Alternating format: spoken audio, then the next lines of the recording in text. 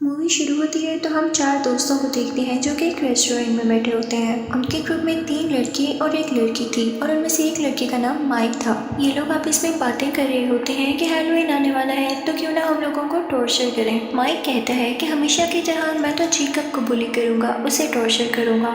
In fact Jacob एक innocent सा लड़का था जिसे हर साल माइक तंग किया करता था।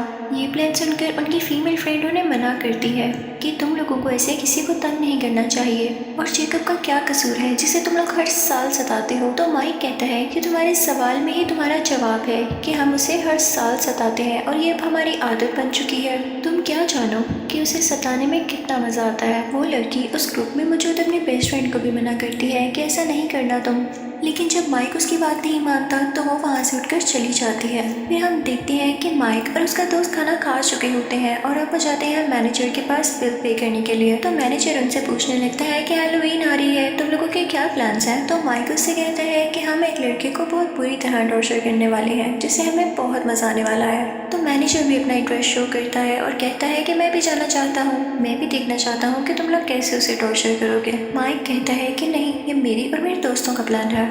तो वो मैनेजर उसे काफ़ी रिक्वेस्ट करता है और आखिरकार माइक मान जाता है उसे अपने साथ ले जाने के लिए जेकब को टॉर्चर करने। अब हम जान लेते हैं कि जेकब था कौन। वो एक मेंटली लड़का था जिसका दिमाग ठीक से काम नहीं करता था और ना वो ज़्यादा कुछ सोच पाता था।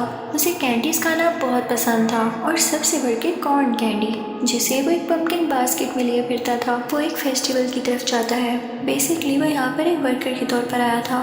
तो फेस्टिवल का ऑनर उससे कहता है कि तुम अपने पूरी लगन से काम करना, पूरे ध्यान से काम करना और याद रहे कोई भी ऐसी हरकत ना करना जिससे तुम्हारी या मेरी बेइज्जती हो, इंसल्ट हो। तो वो ऑनर उससे कहता है कि शो शुरू होने ही वाला है, तुम अपनी तैयारी कर लो। लेकिन जेकब जैसे ही बाहर आता है उसके सामने माइक और उसके वही लोग खड़े होते हैं जो कि इससे तंग करने लगते हैं। लेकिन जेकब ये सब बर्दाश्त करके तंग आ चुका था। वो खुद के डिफेंस में माइक को धक्का दे देता है ताकि उसे कुछ ना कहे, लेकिन माइक को और ज्यादा गुस्सा आ जाता है और वो उसे बहुत मारने लगता है। उसके साथी भी उसे मार रहे थे जिसकी वजह से जेकब वहीं पर मर जाता है। ये सब कुछ होता हुआ माइक की फीमेल फ्रेंड भी देख लेती है क्योंकि वो वहाँ पर छुप के खड़ी हुई थी। उसके दिल को कुछ होने लगता है कि ये लोग कैसे किसी की जान ले सकते हैं। फिर हम देखते हैं कि माइक और उसके दोस्त जब घर जाते हैं तो उन्हें इस बात का कोई रिग्रेट नहीं होता कि हमने किसी की जान ले ली, बल्कि वो कहते हैं कि जेकब की गलती थी। हम हर साल उसे टॉर्चर करते थे और वो हमारा टॉर्चर बर्दाश्त कर लेता था, सह लेता था, लेकिन इसी साल उसने खुद को प्रोटेक्ट करने के चक्कर में मुझे धक्का दिया तो क्या मुझे गुस्सा ना आता। यानी इतने जालिम थे ये लोग। दूसरी तरफ हम देखते हैं कि माइक की वही फीमेल फ्रेंड बहुत बुरा फील कर रही होती है जेकब को लेके। जब फेस्टिवल में शो का ऑनर ये देखता है कि जेकब को किसी ने मार दिया है तो उसे बहुत गुस्सा आता है कि मेरी वर्कर को कोई ऐसे मारकर कैसे जा सकता है। वो दिल का अच्छा इंसान होता है। वो जेकब की बॉडी को उठाकर अंदर ले आता है और उसके फेस पर कोई मास्क पहनाता है। उसके बाद वो एक रिचुअल करने लगता है जिससे किसी की सोल उसके अंदर आ जाती है और अब जख्मी जेकब फिर से जिंदा हो जाता है ताकि वो बदला ले सके उन लोगों से अपने मर्डर का। दूसरी तरफ हम देखते हैं कि माइक की फीमेल फ्रेंड टाउन के शेरिफ के पास जाती है और उसे सब कुछ बताती है कि जेकब को किन लोगों ने मारा और किस तरह मारा। तो शेरिफ ये सब सुनकर कहता है कि ठीक है, मैं इसे नोट कर लेता हूँ, लेकिन अभी तक मेरे पास इसकी कोई रिपोर्ट नहीं आई। लेकिन जब शेरिफ को पता चलता है कि टॉर्चर करने वालों में से एक उसका बेटा ही था यानी माइक, तो उसे यकीन नहीं आता कि मैं टाउन का शेरिफ हूँ और मेरा बेटा ऐसे कर सकता है।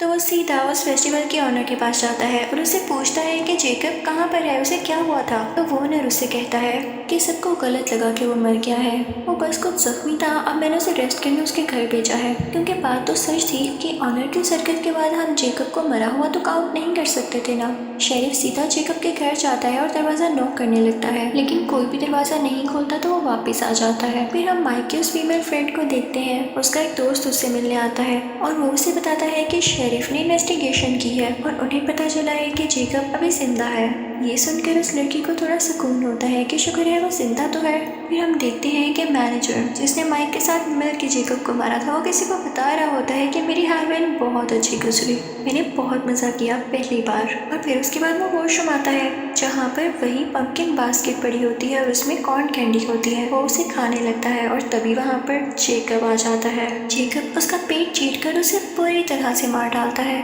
यानी उसने अपने एक मर्डर से बदला ले लिया था। उस जगह पर शेरिफ शेरिफ भी आ जाता है और इन्वेस्टिगेशन करने लगता है। हर तरफ कैंडी कॉर्न बिखरी हुई थी। जब शेरिफ इन्वेस्टिगेशन करता है तो उसे पता चलता है कि उस रात जेकब को टॉर्चर करने वालों में से ये मैनेजर भी था। तो उसे पता नहीं क्यों ये शक होता है कि इसके पीछे जेकब का हाथ है, जेकब ने ही इसे मारा है। वहाँ पर माइक की वो फीमेल फ्रेंड भी होती है जो कि अपने बेस्ट फ्रेंड के साथ आई होती है। तो शेरिफ उनको भी सब कुछ बताता है, जो कि जाकर वो माइक और उसके दोस्त को बताते हैं। माइक कहता है कि ये तो पॉसिबल ही नहीं है कि जेकब किसी का मर्डर कर सके, उसमें इतनी हिम्मत कहाँ से आई। उसमें अगर इतनी हिम्मत होती तो वो खुद को बचा ना लेता।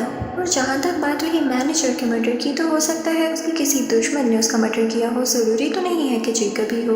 तो बाकी सब लोग भी इस बात को मानने पर तैयार हो जाते हैं कि हो सकता है कि उनका ख्याल ही हो। लेकिन जैसे ही वो लोग माइक के दोस्त के घर से जाते हैं तो उसे अजीबोगरीब हरकतें महसूस होना शुरू हो जाती हैं अपने घर में। वो आगे बढ़कर देखता है तो उसे भी वही पंपकिन बास्केट दिखाई देती है। वो बहुत हैरान होता है कि ये यहाँ पर कैसे आ गई, और इसी हैरानी में उस पर जेकब अटैक कर देता है। वो उसे दीवार के साथ लगा के अपने हाथ से ही उसकी स्पाइनल कॉर्ड यानी रीढ़ की हड्डी खींच लेता है, जिससे उसकी फौरन डेथ हो जाती है। दूसरी तरफ हम देखते हैं कि शेरिफ को पूरा शक होता है कि ये मर्डर जेकब ही कर रहा है। तो वो दोबारा से उस फेस्टिवल ओनर के पास जाता है। तो वो उसे आगे से कहता है कि मैंने आपको बताया ना कि वो जख्मी था और मैंने उसे अपने घर रेस्ट करने के लिए भेजा है।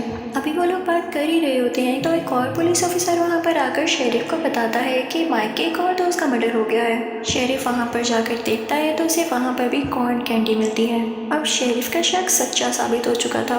वो जेकब के घर जाता है लेकिन उसे वहाँ पर जेकब नहीं मिलता। जब वो उसके बेड के नीचे देखता है तो एक अजीब सी डेड बॉडी होती है जो कि बहुत पुरानी थी और वो जेकब की मदर की थी। लेकिन इस बॉडी का बाकी होने वाले मर्डर से कोई लेना देना नहीं था। शेरिफ अब खुद जेकब की तलाश में निकल पड़ता है और अपने बेटे माइक से कहता है कि तुम घर में रहोगे, बाहर मत निकलना, खतरा है तुम्हारी जान को। शेरिफ इस वजह से शहर भर में होने वाले कार्निवल, फेस्टिवल्स और इवेंट्स को रोक देता है और कहता है कि सब अपने घरों में रहें। ये सुनकर सब लोग बहुत गुस्सा होते हैं। उस फेस्टिवल के ओनर का जो स्टाफ था वो भी उस पर गुस्सा होता है कि कुछ न कुछ तो है जो अब हमसे छुपा रहे हैं और ये शायद आप ही की वजह से हो रहा है। अब हम कमाएंगे किस तरह। तभी उनमें से एक आदमी जिसका नाम बिशप होता है वो उस फेस्टिवल के ओनर से मिलता है और कहता है कि क्या जो तुम कर रहे हो वो ठीक है, तुम जो भी कहोगे मैं उस पर बिलीव कर लूँगा। तो वो ऑनर कहता है कि जी बिल्कुल ठीक कर रहा हूँ मैं। हम जैसे लोग, हम जैसे छोटे लोग हमेशा टॉर्चर होते आए हैं और माइक जैसे बड़े लोग हमें टॉर्चर करते आए हैं। ये उनकी आदत बन चुकी है दूसरों को सताना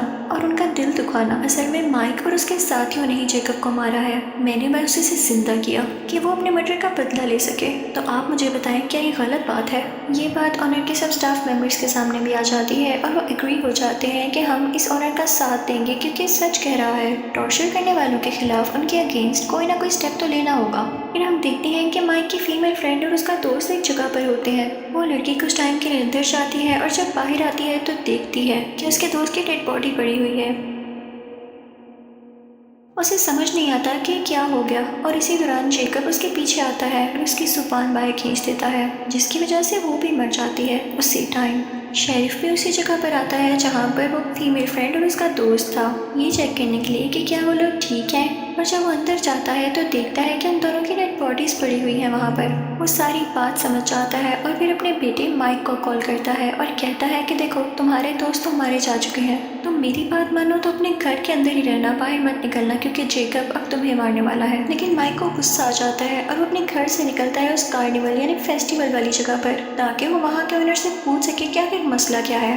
लेकिन तभी उस ओनर का एक आदमी उसे मारकर बेहोश कर देता है। शेरिफ जब घर पहुंचता है और अपने बेटे को ढूंढता है तो वो उसे वहाँ पर नहीं मिलता। वो देखता है कि फेस्टिवल का ओनर है वहाँ पर। वो उस पर गन पॉइंट कर लेता है और पूछता है कि मेरा बेटा कहाँ पर है। लेकिन तभी उसके पीछे से बिशप आता है और उस पर अटैक करके उसे बेहोश कर देता है। फिर वो ऑनर आगे बढ़ के एक चाकू से उसका गला उसके जिस्म से अलहदा कर देता है, जिससे वो मारा जाता है। अब हम माइक को देखते हैं जिसकी आंख खुलती है तो वो देखता है कि वो एक चेयर से बंधा हुआ है, उसके आसपास कोई भी नहीं है और वो हेल्पलेस है। तभी दूर से वो शेरिफ की गाड़ी को आते हुए देखता है, यानी उसके फादर की गाड़ी को। तो वो खुश हो जाता है कि मेरे फादर आ गए मुझे बचाने के लिए। लेकिन ये उसकी गलत फहमी थी क्योंकि गाड़ी में तो उसका फादर था ही नहीं, बल्कि उसका सर गाड़ी के ऊपर था, कटा हुआ सर, जिसे देख के माइक रोने लगता है क्योंकि वो जानता था कि अब वो भी मारा जाएगा, उसके फादर जो नहीं रहे, कोई भी नहीं रहा।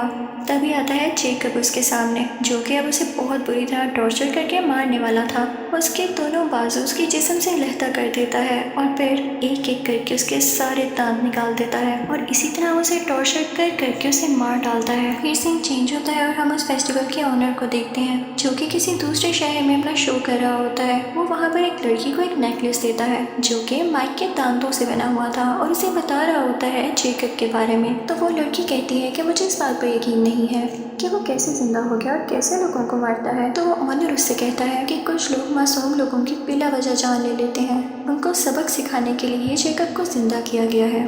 फिर मूवी के लास्ट सीन में हम देखते हैं कि जेकब अपने घर में वही मास्क पहने बैठा होता है और वो अपनी फेवरेट कॉर्न कैंडी खा रहा होता है, और इसी के साथ ये मूवी एंड हो जाती है। Thank you for watching.